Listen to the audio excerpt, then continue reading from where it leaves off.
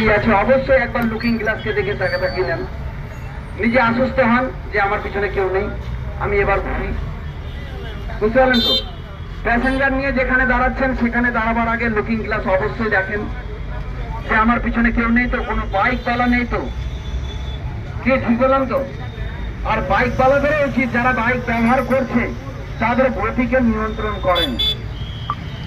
রাস্তার লাইফ আমাদের লাইফ না, আমাদের ভবিষ্যৎ না।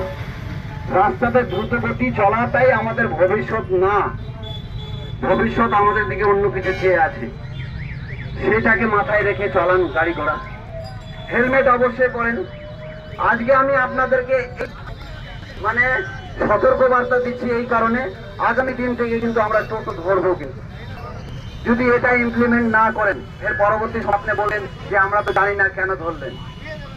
অতএব আমি এটা ভাব মনে করেছি আপনাদের আগে অগ্রিম জানানোর, এইসব জিনিস অনুসরণ করে চলেন, যেন পুলিশকে আপনাদের গাড়িতে না হাত লাগাতে হয়, ট্রাফিক পুলিশ যেন না হাত লাগায়, সেটা আপনারা কপারেট করেন।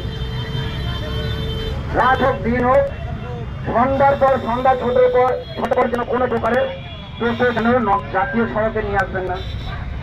ইনকেস পাড়া গ্রামে হঠাৎ করে অসুস্থ হয়ে গেলে সেই সব জায়গাতে গাড়ি ঘোড়া